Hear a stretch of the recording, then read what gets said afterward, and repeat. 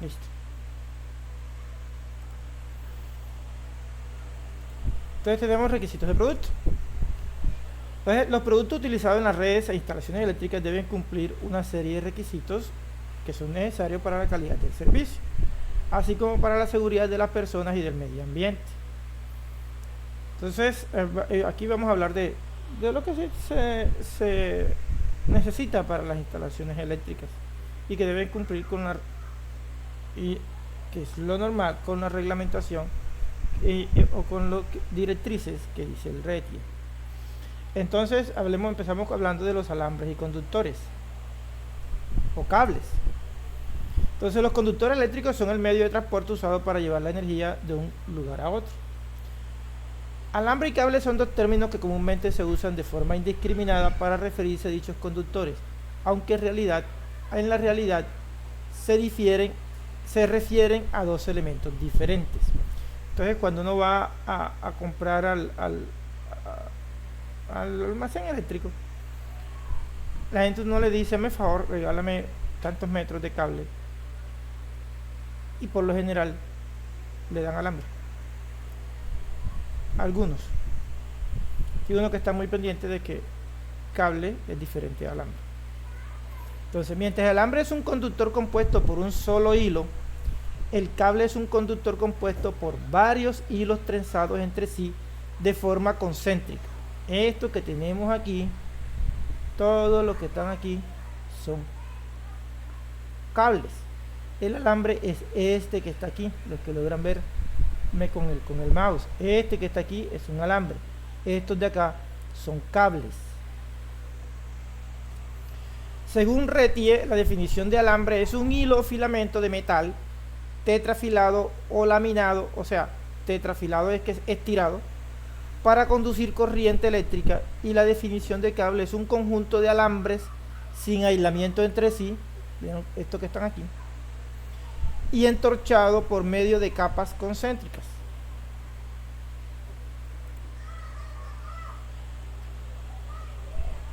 Entonces, el cobre y el aluminio son los materiales más usados, el cobre y el aluminio, en la fabricación de conductores, porque además de tener baja resistividad eléctrica, son flexibles para facilitar su instalación y dúctiles para permitir su fabricación. De hecho, el mayor conductor de la electricidad es el oro, pero cables en oro es solamente los jeques. Cuando una corriente continua circula por un alambre, las cargas eléctricas se distribuyen uniformemente en toda la área del conductor. Todo esto este es mi conductor, el área, si nosotros cortamos, vamos a tener un área visto desde acá. Entonces los electrones van a correr, se dice que van por todo el conductor. O sea, van por aquí. En corriente continua. Este es el corte transversal del conductor anterior. Entonces se dice que los electrones utilizan todo o gran mayoría del área del cable. Entonces, cuando una corriente alterna circula en un alambre, las cargas eléctricas se distribuyen con mayor densidad en la periferia que en el centro del conductor, esta de aquí. Eso se le llama efecto skin o piel. Entonces, el centro queda desalojado de electrones y todos empiezan a desplazarse por las capas externas del alambre. Entonces, a este fenómeno se le llama efecto skin o pelicular, como se observa en la figura. Entonces, el efecto skin reduce el área efectiva de la superficie de conducción, lo cual se traduce en un aumento de la resistencia, ya que la resistencia es igual a una constante por la longitud del cable sobre el área. Entonces, si el área es menor, la resistencia aumenta, donde R es la resistencia del conductor en ohmios, L la longitud en metros y A el área o sección transversal en milímetros cuadrados. Creo que es peta el nombre de esta letra griega. Es la resistividad intrínseca del material y es ohmios por milímetro cuadrado sobre metro.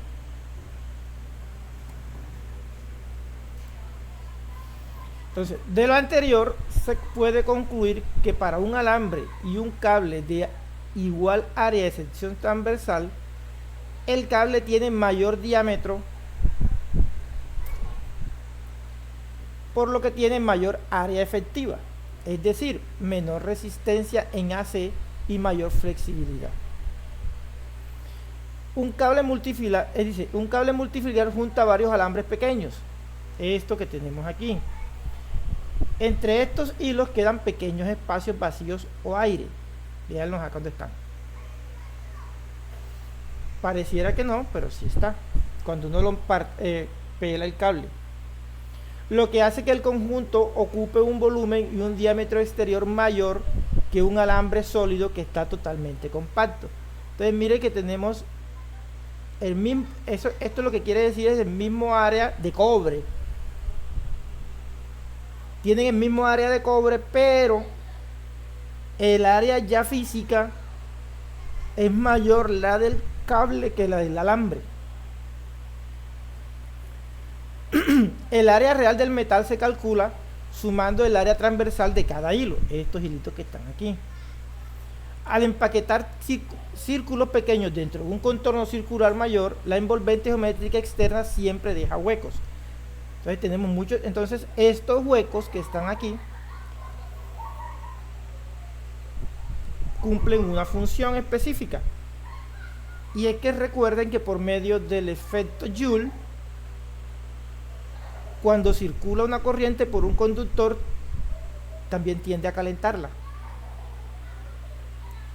Tiende a calentar el cable o el alambre y el conductor. Tiende a calentar el conductor y la resistividad de los materiales aumenta con la temperatura. Por ende, cuando tenemos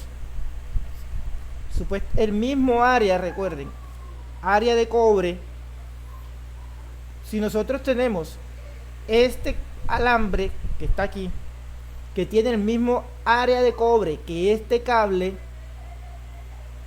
y va a pasar, supongamos, la misma corriente, este conductor se calienta más que este otro de acá. ¿Por qué? Porque estos espacios de aire que están aquí ayudan a disminuir la temperatura. Entonces, un cable aguanta o soporta mayor corriente que un cable. Que un alambre. Porque por su construcción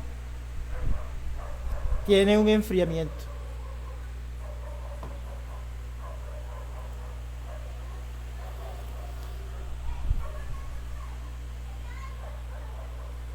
Sí. ¿Quedó claro ese pedazo?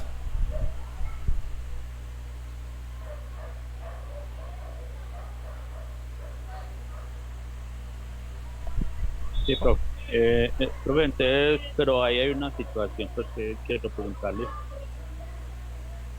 Así la dimensión sea más grande, ¿lo va a calentar siempre el cable? ¿Va a tener un calentamiento? ¿O no? Aquí. O sea, fíjense que tienen la misma área de cobre.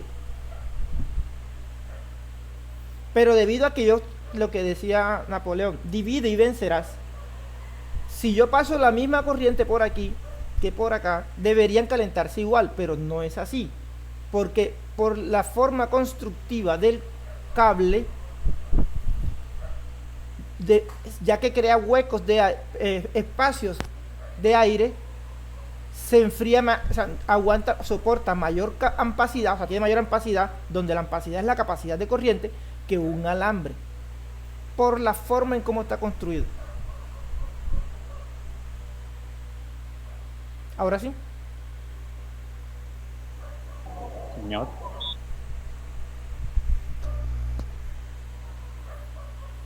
Otra pregunta.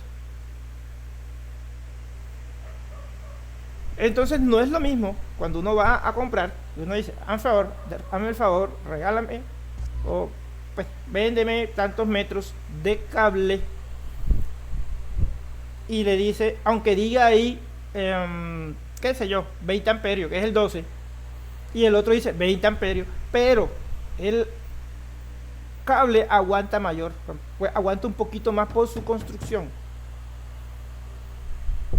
se enfría más que el alambre. Y de hecho el cable tiene mayor costo que el alambre, o los que han instalado. Si alguien ya ha instalado algo, se tiene que saber, debe saber pues que cuando va a comprar, el cable es más costoso que el alambre. Y nunca se han preguntado por qué.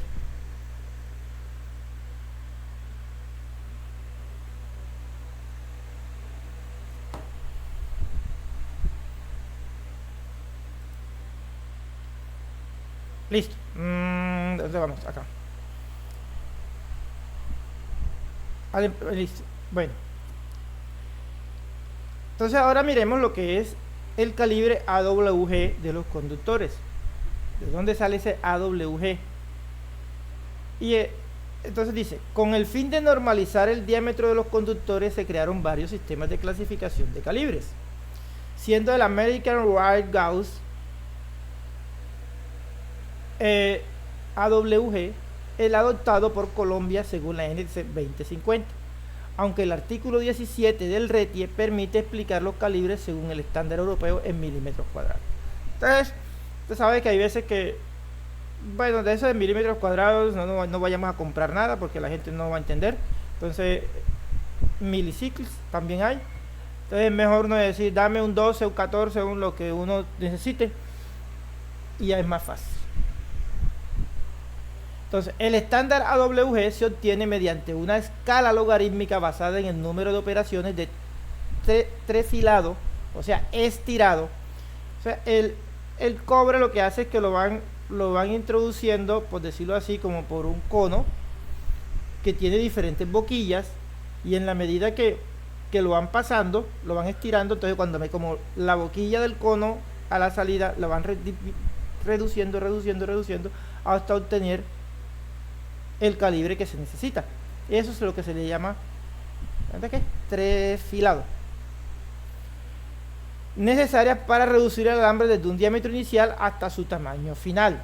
Cuanto mayor es el número de pasos y más delgado es el cable, mayor es el número del calibre. Recuerden que entre más, acá es al contrario. Si quiero un alambre 16 o cable 16, el calibre, el diámetro o la sección transversal del cable o del conductor es menor. Entre menor número tenga el cable, mayor es el área. ¿Cómo lo podemos mostrar acá? Tenemos calibre 14, dice que aguanta 15 amperios. El calibre 12, en la medida que voy disminuyendo el número y van de 2 en 2, soporta 20 amperios, el 10 30, el 8 40, el 6 55, el 3 100, el 1 0 150 y el 3 0 200. Está el 4 0 también. Dice, un número más grande indica, delgado es el cable, mayor es el número del cable. Un número más grande indica un diámetro y una sección transversal más pequeño, lo que acabamos de decir.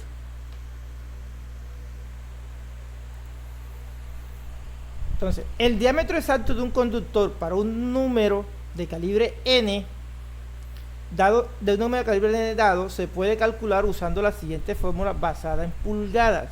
¿Por qué en pulgadas? Porque ese es el sistema inglés y ese es el estándar que nosotros manejamos acá. Todo número, cuando nosotros decimos, eso viene dado en pulgadas. Entonces, si nosotros miramos acá esta tablita, nos vemos que el 4 ceros, el cable, ¿sí?, tiene un diámetro de 0.46 pulgadas. Y así con los demás. 3 0, que es el que vimos allá, 0.40, 20.36, 0.32. El 0 es un 0. Tengo un 0, 2 0, 3 0, 4 0. Después de calibre 1, calibre 2, calibre 3, 4, 5, 6, 7, y así sucesivamente. Estos calibres, por ejemplo, el 3, uno los manda a hacer. Los calibres intermedios, uno tiene que mandarlos a hacer. El 3, el 5, el 7. Sí existen, porque uno siempre les había dicho que van de 2 en 2. 12, 10, 8, 6, pero son los comerciales. Si nosotros necesitamos, si tenemos una instalación muy grande, donde nos sale muy costoso pasar del 4 al 2, cuando realmente necesitamos el 3, lo podemos mandar a hacer, y lo hace. Entonces, con nuestra expresión de acá, dice que el diámetro n en pulgadas es 0.05 por 92 elevado a la 36 menos n sobre 39. O sea, esto es raíz de 39, es como si yo tuviera aquí una raíz cuadrada y el 92 lo elevado a la 36 menos n. Cuando uno tiene por ley de potencias, cuando uno tiene un exponente, por ejemplo 4 a la 1 medio, estoy hablando de la raíz cuadrada de 4.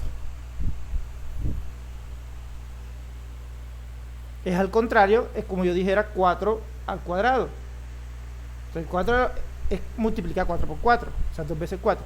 En cambio, cuando tengo 4 a la 1 medio, es la raíz cuadrada de 4. Entonces, cuando yo tengo sobre 39 en el exponente, es una raíz 39ava de 92 elevado a la 36 menos n, donde n es el calibre que yo quiero hallar. Entonces, para calibres de ceros múltiples, o sea, un 0, 2, 0, donde el valor de n se introduce como negativo. O sea, para 0, o sea, un 0, n vale menos 1. Para 2, 0, n vale menos 2. Para 3 vale menos 3. Para 4 vale... perdón. 0 para un 0. 0. O sea, n vale 0. Menos 1 para 2. Menos 2 para 3, 0. Y menos 3 para 4, 0. En la práctica habitual, en lugar de aplicar la fórmula de forma manual, se recurren a tablas de conversión para identificar de inmediato el diámetro. Y estos que están acá, eso aparece en el RETI y aparece en la NTC 2050. Entonces uno no tiene que aplicar esto de manera informativa, de dónde salen estos calibres. Bueno, ya eso es por unos estándares, ya se tienen, pero ya existen las tablas para no complicarnos la vida. Y uno se remite simplemente a la página 316, 32016 o 31016 de la NTC 2050 y listo. Después que hace su cálculo, mira ahí a qué calibre equivale la corriente que necesitamos, que soporte el cable o la ampacidad del cable, y lo compramos y se acabó la película. No tenemos que estar calculando nada.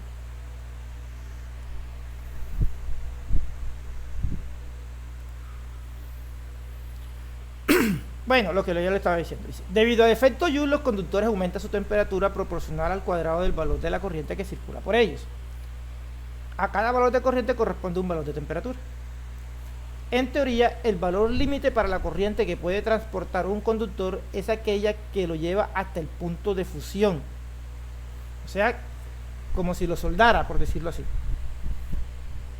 En los conductores nunca se llega a temperaturas tan altas, por la presencia del material aislante del recubrimiento, con que se protegen del medio ambiente, previniendo descargas eléctricas entre ellos, efecto de los voltajes a los que están sometidos y por la señalización de color. Entonces, lo que se llega es que la ampacidad del cable también lo toman, es cuánto aguanta el aislante. Porque si como estamos metiéndolo por un ducto, ¿sí? Entonces, si meto esos cables y el aislante de los mismos se achicharra, por decirlo así, vulgarmente, pues voy a tener un corto. Entonces, prácticamente la ampacidad también se da con respecto al aislante. Entonces, este material aislante normalmente es en PVC. Su espesor y composición se diseñan con un voltaje y temperatura de operación de servicio máximo respectivamente. Ahora sí.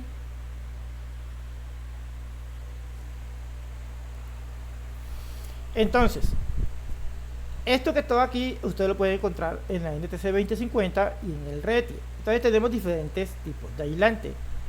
Tenemos el PVC, que normalmente es el policloruro de vinilo, el XLPE, es el polietileno reticulado, y el EPR, que es el etileno propileno.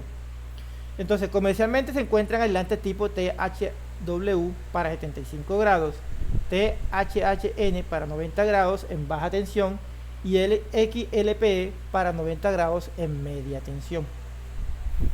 Entonces, según el artículo 20.2.9, el material aislante de los conductores debe adicionalmente ser libre de halógenos y tener baja emisión de humo cuando sean instalados en lugares clasificados de alta concentración de personas. De hecho, ya por RETIE siempre piden que sea libre de halógenos. ¿Qué son los halógenos? Cuando en su construcción o el material aislante, como él se va a calentar, en un momento dado puede que se caliente, entonces empieza a soltar gases que son tóxicos y que además de eso generan un humo espeso que supongamos que hay un posible conato de un incendio, entonces generan ese humo que no dejan ver a las personas y todo eso para su evacuación. Por eso es que el RETIE dice que debe ser libre de halógenos. Los halógenos son pues gases de la tabla periódica, elementos de la tabla periódica que son tóxicos para las personas. Por eso dice en concentración de personas. Entonces, la capacidad de corriente de un conductor de un calibre determinado se calcula para que no sobrepase la temperatura del aislante, lo que les acababa de decir, obteniéndose de esta forma tablas como la siguiente. Entonces, aquí tenemos la capacidad de corriente tabla 316 NTC 2050. Como podemos ver acá, ¿logran ver mi pantalla? De pronto me caí.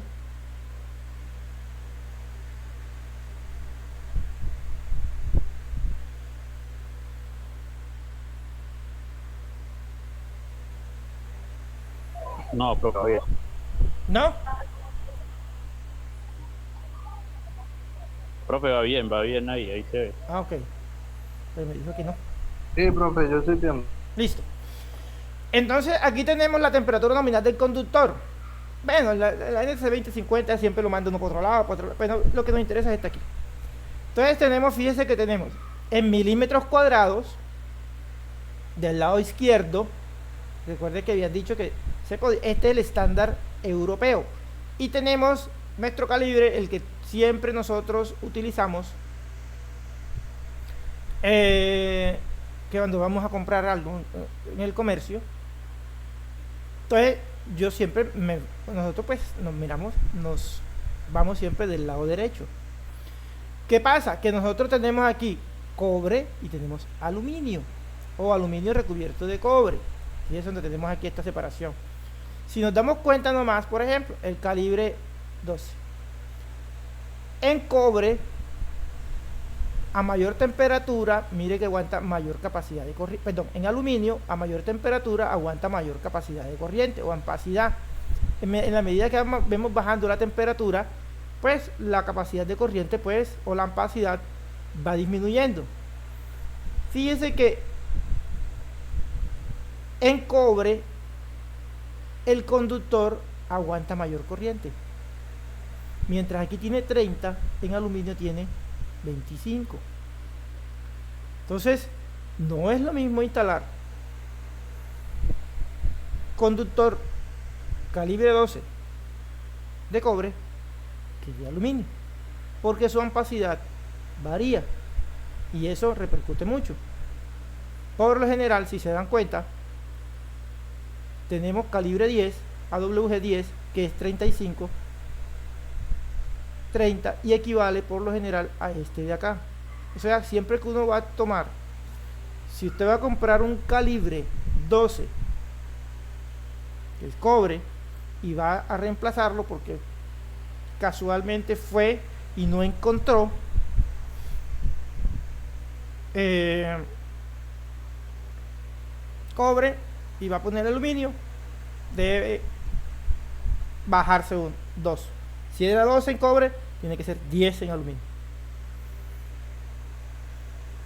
Aunque las instalaciones en aluminio debe ser una persona certificada en instalaciones de aluminio. Y eso lo hace el SENA. No puede una persona cualquiera ir a instalar cable, unos conductores de aluminio en una instalación eléctrica y se acabó la película. No, debe estar certificado.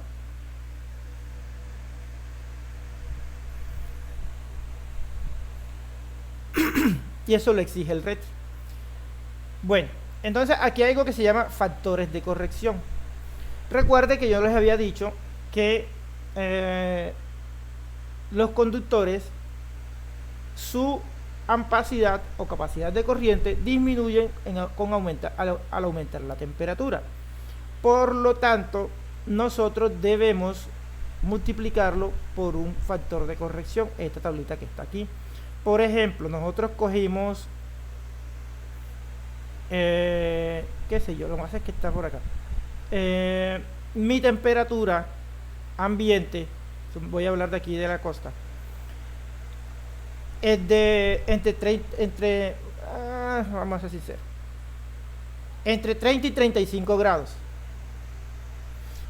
Y voy a tomar un calibre 12. Voy a coger la tercera columna, esta de aquí. 1, 2, 3. Calibre 12, ¿sí? Que aguanta 30 amperios. Por lo tanto, yo voy a multiplicar esos 30 amperios por el factor de corrección. Esto de aquí, 0.96. O sea, que ya yo no tengo 30 amperios en ampacidad, sino 30 por 0.96, lo que me va a estar dando más o menos 28. Para cerrar un número. Me va a dar 28 amperios. No tengo los 30. ¿Por qué? Por este factor de corrección que tengo aquí. Y eso debemos tenerlo en cuenta para nuestras instalaciones eléctricas. Además, existe otro que se llama por agrupamiento. Factor de corrección por agrupamiento. Porque recuerden que cuando los cables están metidos en un ducto, siempre se va a generar algo de calor también entre ellos y hay que multiplicarlo por un factor de corrección. Pero eso ya después en otras, más adelante lo vamos viendo. Aquí me estoy un poquito adelantando para que ustedes sepan que no es solamente calcular las cosas, sino que hay que aplicarle todo lo que nos dice la norma para evitar inconvenientes en nuestras instalaciones. Y esto hace parte de la eficiencia energética, porque si yo no hago esto, entonces, por ejemplo, mi capacidad de corriente es 30 amperios, entonces, pero yo lo multiplico por 0.96, me da 28, no puedo tomar el número 12, tengo que tomar el número 10. Y me voy un poquito por encima y no se me va a recalentar mi cable. Entonces voy bien en ese sentido. Entonces los valores de las tablas deben ser corregidos por temperatura ambiente, cantidad de conductores y tipo de instalación.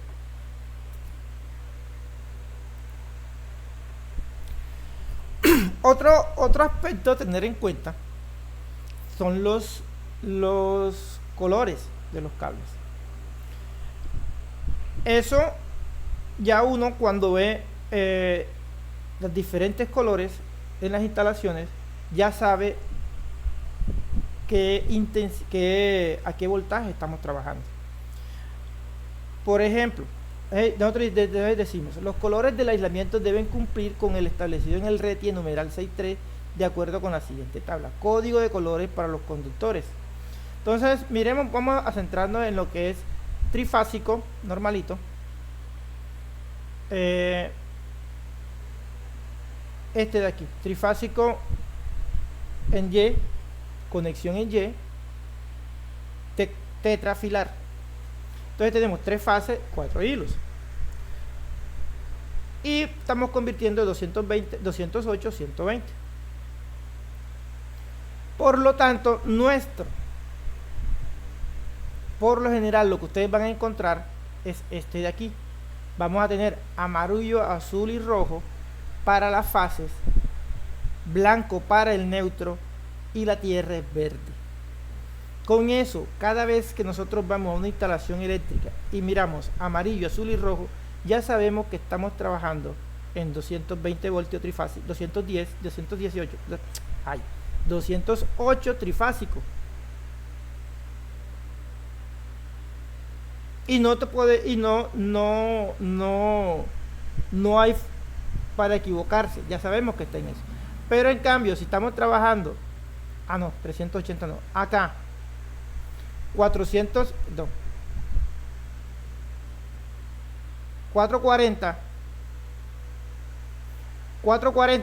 este valor pico más o menos, 480 o 440, 220, este de aquí, y nosotros vamos otra vez a una instalación y vemos café, naranja, amarillo, ya sabemos que estamos a 420 voltios, 440. Esa es una forma de nosotros identificar, o que cualquier persona, si entra a una instalación que nosotros donde hicimos un trabajo, donde hicimos el trabajo y nos regimos al RETIE, ya sabe lo que va a hacer. Es una forma de estandarizar los trabajos para futuros revisiones. Por eso que el reglamento es muy claro en eso. Eso debe hacerse siempre. Ya, normalmente, pues, ya estos 440 es para la industria, ¿no? O para en este caso, para motores muy grandes, donde trabajar en 220 consume mucha corriente, entonces se pasa mejor a 440. Por lo general, pues yo he trabajado en eso, pero es en las para motores de captación de bombas de captación de acueductos. Se trabaja en 440 porque las bombas son de bastante capacidad. Entonces, y eso se debe siempre identificar tanto en la bornera de la bomba, en toda la bornera, y dentro de todo el tablero, todos los cables deben ir identificados con café, naranja, amarillo.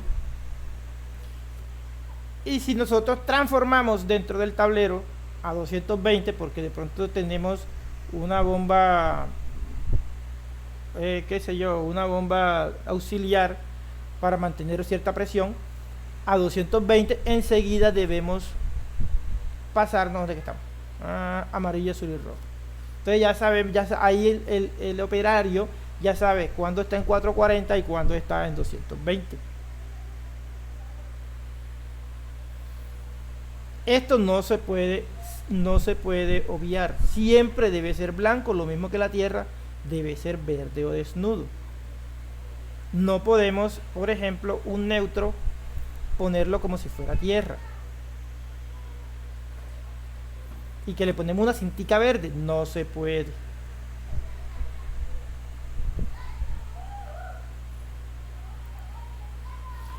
Entonces, miremos ahora lo que es los conductores en aluminio aislados. Se usan principalmente en redes de alumbrado y los desnudos en redes de transmisión y distribuciones aéreas. Pues ya también se está perdón, están utilizando algo que llaman cable ecológico para evitar accidentes con las aves. O en este caso, cuando se están transmitiendo de una subestación a otra, los árboles tocan la línea, entonces hay una conexión a tierra por medio del árbol, entonces hay pérdidas con la empresa. En este caso el operador de red tiene pérdidas ahí, Y por eso existen las cuadrillas de poda. Son los encargados que van revisando la línea. Bueno, existe el encargado del mantenimiento, que es el que recorre las líneas y cuando ve eso hace el reporte y dice el punto exacto donde el árbol está pegando con la línea, en este caso cuando es aluminio desnudo. Entonces viene ya la cuadrilla a hacer la poda respectiva para que no toque la línea y no tenga pérdidas ahí de corriente el operador de red, y no se repercuta, por ejemplo, al pueblo vecino donde tenía que llegarle cierta cantidad de potencia y no le llega porque hay una fuga por acá. Entonces tenemos los cables de cobre, perdón, de aluminio AAC, donde dice que aluminio puro. Todos los hilos son de aluminio. Los AAAC, que todos los hilos son de una aleación de aluminio con otros metales para aumentar la resistencia mecánica respecto a los de solo aluminio y aumentar la resistencia a la corrosión respecto a los que vienen ahora, ACSR. Los ACSR, los hilos centrales de aluminio se reemplazan por hilos de acero, mejorando notablemente la resistencia mecánica, pero disminuyendo la resistencia a la corrosión. Entonces, dependiendo de lo que la gente lo necesite, pues eso se dan para la transmisión de la energía eléctrica. Entonces, lo que la gente necesite, pues ahí se va acomodando, ahí para, dependiendo de los diferentes usos, diferentes tipos de conductores.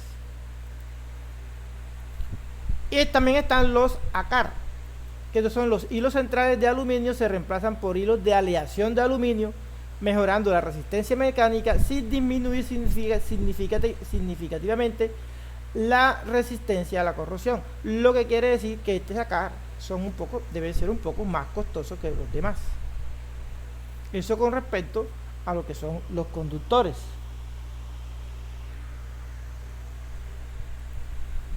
Entonces hablemos ahora de lo que se llaman las tuberías de canalización.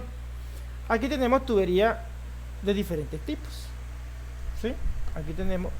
Entonces, de forma general, según el RETIE, los conductores eléctricos deben ser instalados dentro de canalizaciones o conductores cerrados para protegerlos contra impacto, humedad, vapores químicos y demás, y además para darles dirección y soporte dentro de la estructura donde van a ser instalados. Eso quiere decir que ningún conductor puede ir a la vista. El conductor eléctrico puede ser metálico, el conducto, perdón, eléctrico puede ser metálico o polimérico, con o sin refuerzo en fibra de vidrio, en todo caso con pared resistente a los impactos. La mayoría de los conductores son rígidos, pero se utilizan conductos flexibles para algunos propósitos especiales. La tubería fabricada para las canalizaciones eléctricas se denomina conduit, y según el espesor de la pared se consiguen de tres tipos: pesado, intermedio y liviano. Los requisitos de espesor para cada tipo de tubería se encuentran en milímetros en la tabla 210 del RETIE. Ya ahora la miramos. Entonces, estos que están aquí, la tubería PVC, conduit PVC, se utiliza para empotrarla. Esa va dentro de las paredes de una instalación. Esta que tenemos acá, hay de varios tipos. Esta que está aquí se llama IMC. Esa IMC es la que está al inicio, esta de aquí, que es roscada. También hay de dos tipos, pesada y mediana. Esa va cuando la instalación está a la intemperie. Por eso es que es roscada, para evitar de que entre agua. Esta que está aquí, la que está en la mitad, es la EMT. Estas tuberías que están acá van a la vista, no necesariamente debe ser empotrada dentro de las paredes, pero esta que la EMT se utiliza a la vista pero no a la intemperie. Y esta que está acá se llama como tubería conduit flexible o coraza, se llaman vulgarmente. Se utilizan para evitar cuando tenemos que tener muchas curvas y todo eso, podemos utilizar esta de aquí. Por ejemplo, la conexión de los motores al tablero de fuerza y control. Utilizamos de esta porque es flexible, simplemente es como si fuera una manguera, pero por dentro viene aluminio, como unas, así como está aquí.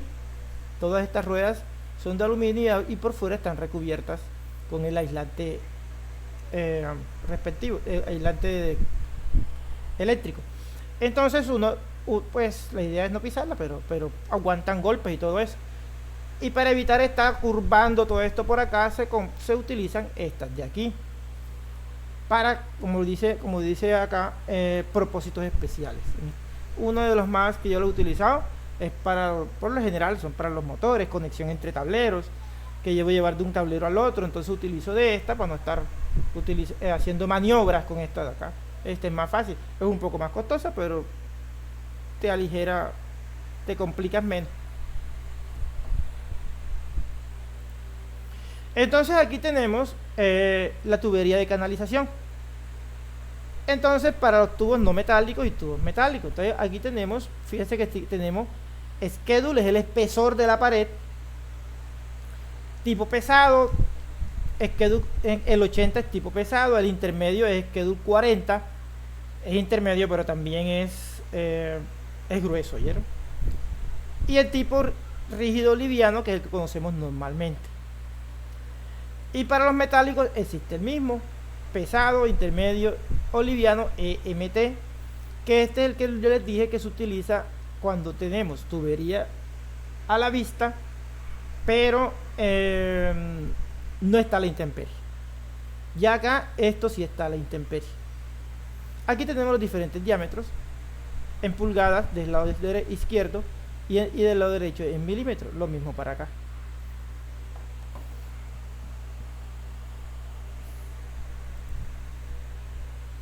Entonces, los ductos metálicos tipo pesado o RMC y los tipo intermedio IMC son de acero galvanizado y para la instalación de accesorios roscados o de tipo liviano, y para la instalación de accesorios son roscados, que son estos de aquí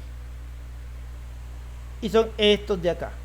A esto nosotros lo podemos hacer roscas. A este no, porque es muy delgadito, que es el MT. Para eso se utiliza la conexión entre tubos, se utiliza este conector de acá. Dice, para los de tipo liviano o EMT son de acero galvanizado, pero la instalación de accesorios es sin rosca y a presión por medio de tornillos. Estos tornillos nosotros metemos un tubo por este lado, un tubo por este lado, apretamos y ahí quedó. En cambio acá debemos hacerle rosca a los tubos. Entonces ya se notan que una instalación de tubería a la vista, ya sea, bueno, el MT, IMC o RMC, es relativamente costosa por los tubos. Los tubos son costosos.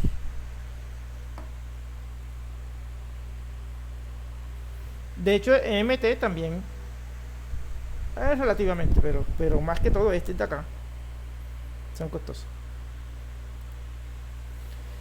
Entonces, los tubos conduit PVC y la campana de unión en el extremo tienen indicados los requisitos de producto y de instalación de canalizaciones, están establecidas en el numeral 26 del RETIE y adicionalmente incluye las especificaciones del capítulo 3 del NTC 2050. Entonces, en la medida que nosotros vamos mirando o vamos diseñando y nos vamos metiendo en nuestro cuento de las instalaciones eléctricas, pues nos vamos familiarizando con todo lo que estamos hablando acá.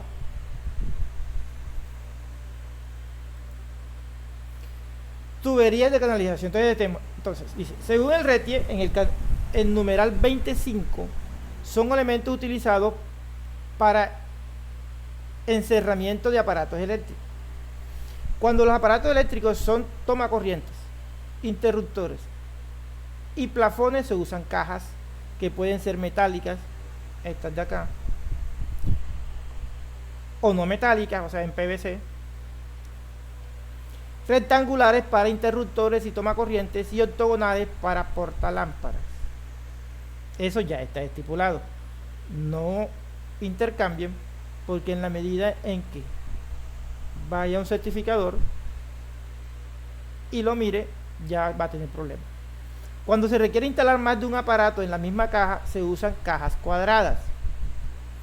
Estas vienen con perforaciones premoldeadas fáciles de remover según la necesidad. Esta que tenemos aquí.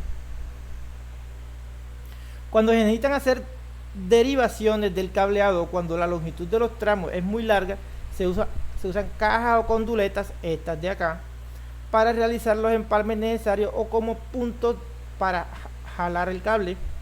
Si los ductos son metálicos y la instalación está a la vista, se deben usar conduletas, que son estas. En los demás casos se pueden usar cajas.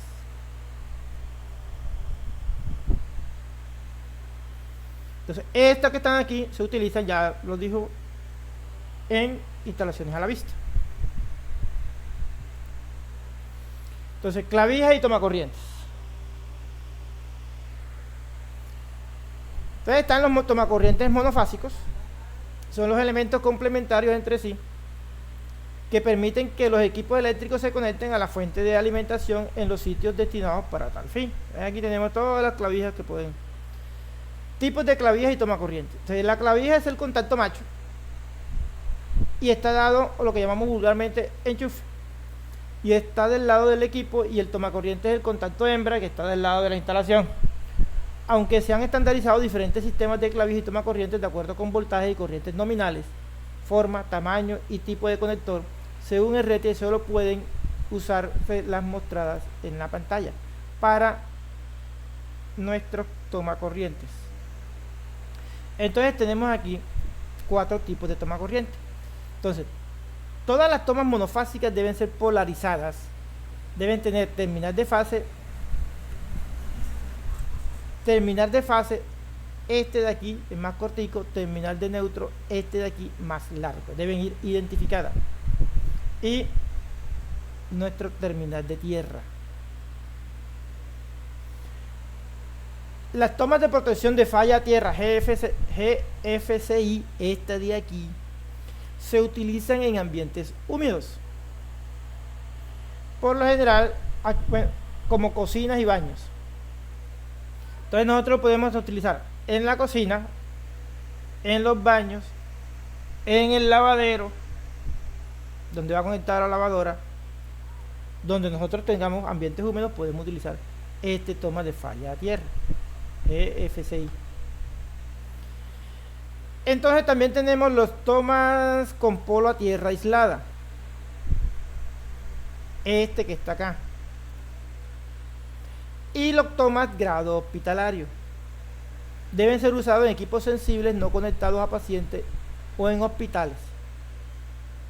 Ya nosotros habíamos hablado de la tierra aislada, que es este de acá. El grado hospitalario, esto por lo general se utilizan cuando tenemos una red regulada. La red regulada es aquella que me va a sostener el voltaje o la corriente. Es como si tuviera la palabra es un regulador de voltaje. Por mucho que mi sistema, mi red fluctúe, entonces siempre está fluctuando, este va a mantener constante. Y para evitar corrientes parásitas que me puedan dañar los equipos. Por ejemplo, yo tengo conectado un respirador artificial, debe estar conectado a esta red. Pues, ¿qué pasa? Que se me meta una corriente parásita a la señal, me descontrole el respirador artificial. Entonces el respirador artificial saca un señal de error, y nosotros creyendo que el paciente es el que está un poco malo, cuando lo que realmente es que tenemos una falla eléctrica. Entonces en los hospitales esto es de mucho cuidado. También tenemos los tomas de 220 o trifásicos. deben estar deben estar bien polarizados, es decir, la forma y disposición de los terminales deben ser tal que garantice una correcta conexión eléctrica bajo cualquier condición. Los requisitos de producto y instalación de clavijas y toma corriente están establecidos en el numeral 210 del RETIE. También aparece en el ANTC, de hecho el RETIE lo va a mandar al ANTC 2050. Entonces, con esto ya uno, cada vez que uno ve este toma corriente, ya sabe que tiene 220. Portalámparas o portabombillas. Entonces dice el elemento de instalación eléctrica donde se conectan las fuentes de iluminación, al igual que las clavijas de toma corriente, en diferentes tipos de portalámparas con base en los voltajes y corrientes nominales, forma, tamaño y tipo de conector. Pero de acuerdo con el RETIE, de las que usan terminal roscado, solo deben usarse los dos tipos como se muestra, esta y esta. En ambos casos, la fase debe conectarse siempre al contacto central, aquí, o aquí, este que está aquí, y el neutro a la rosca. La base E27 es de propósito general y la base E40 puede ser usada en alumbrado público o industrial. Los requisitos de producto y instalación del portalámparas o portabombillas están establecidos en el numeral 2029 del RETIE. Y hasta aquí nos trajo el río. Chicos, entonces es nuestra sesión de hoy. Entonces fíjese que ya entramos a ver lo que es el RETIE y con base en ellos también vamos a desarrollar ciertas competencias, evidencias, perdón. ¿Alguna pregunta al respecto? ¿Ninguna? ¿Cómo les ha ido con las evidencias? Profe, buenas noches.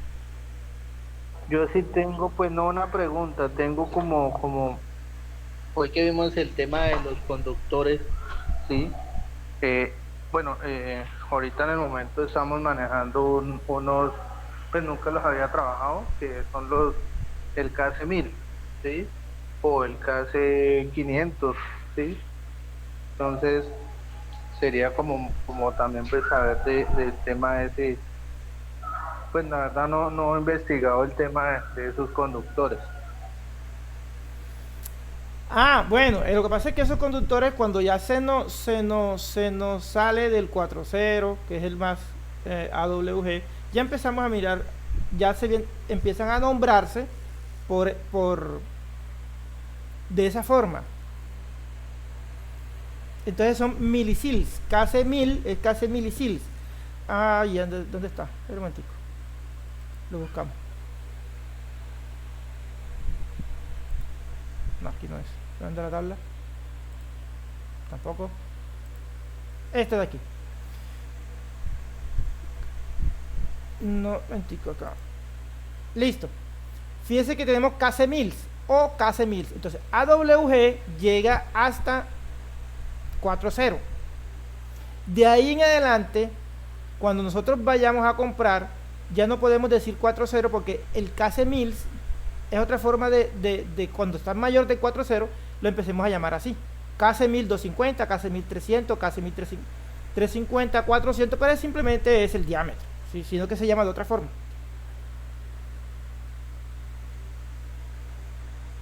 Ok, profe, vale. ¿Sí? Es otra forma, es simplemente que 4.0 ya nos quedó grande, entonces para no estar 5.0, 6.0, 7.0, entonces simplemente se les llama KC1000. ¿Ahora sí? Ok, profe. Bueno.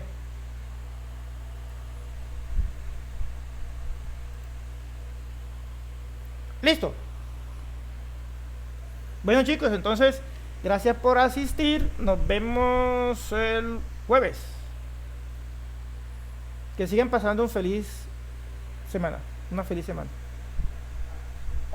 Vale, profe. Listo, profe.